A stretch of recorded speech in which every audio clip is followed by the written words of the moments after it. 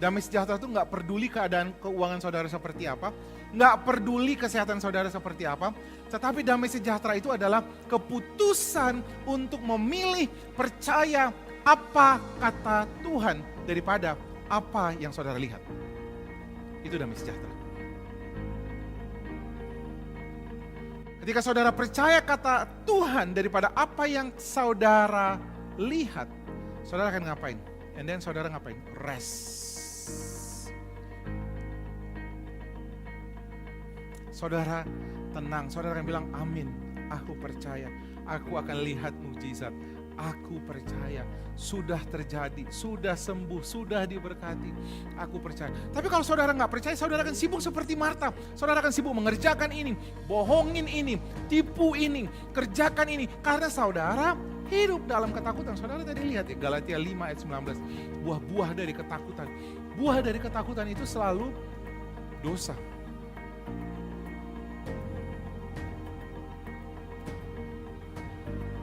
Nah, di Alkitab diceritakan saudara, lanjutan berikutnya, ganti dari rotiku adalah keluh kesahku dan keluhanku tercurah seperti air.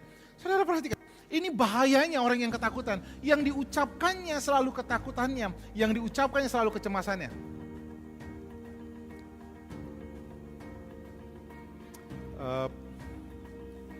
Seringkali ketika kita sakit, lalu lihat kayaknya sakit apa ya ini ya? Apa yang kita lakukan pertama kali saudara? Googling, benar gak? Waktu kita googling kita akan melihat ada kemungkinan itu adalah cancer, ada kemungkinan ini, ada kemungkinan itu ini, ada kemungkinan itu adalah penyakit ini, ada kemungkinan ini, ada kemungkinan. Lalu ngapain saudara? Karena saudara gak googling apa kata Tuhan. Kenapa saudara gak googling apa khotbah mengenai hal ini? Kenapa saudara nggak googling? Kenapa saudara nggak duduk dalam lindungan yang maha tinggi? Kenapa saudara nggak mau bermalam dalam naungan yang maha kuasa? Kenapa kita lebih memilih untuk mencari tahu?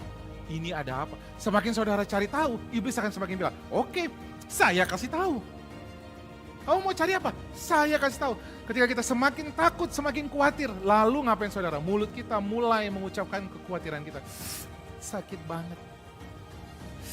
Susah banget. Firman Tuhan katakan, Yakobus katakan, barang siapa mau melihat hari-hari yang baik di dalam hidupnya, dia harus bisa mengkontrol apanya saudara? Lidahnya. Dia harus bisa mengkontrol lidahnya. Sementara lidah saudara, panca indera saudara ini yang kontrol siapa saudara? Jiwamu. Itu sebabnya jiwamu harus sehat. Supaya ketika jiwamu sehat, gak peduli keadaanmu seperti apa, maka mulutmu dikontrol. Sekalipun sakit, saudara akan ngapain? Saudara akan menaikkan doa dengan ucapan syukur oleh bilur-bilur Yesus. Aku telah sembuh. Tapi apa yang terjadi sama Ayub? Ini yang membuat hidupnya Ayub 9 bulan berantakan saudara. Ini yang terjadi sama Ayub. Karena dia attract pekerjaan si jahat dengan ngapain? Karena firman Tuhan katakan hidup dan mati dikuasai lidah. Barang siapa yang suka menggemakannya akan memakan. Apa yang dilakukan sama Ayub? Dia ucapkan terus ketakutannya. Dia takut anaknya. Dia takut bisnisnya hancur. Dia takut pernikahannya. Ayub ini anak Tuhan.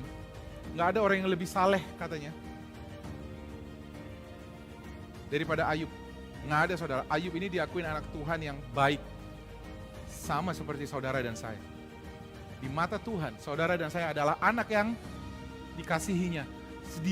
Tuhan itu selalu mengingat saudara sebagai yang menyukakan Tuhan.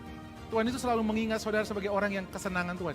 But saya harus kasih tahu sama saudara, sebagai orang-orang, sebagai anak-anak Tuhan yang hidup di dalam kasih Tuhan, saudara, yang kita harus menangkan setiap hari adalah peperangan di pikiran saudara.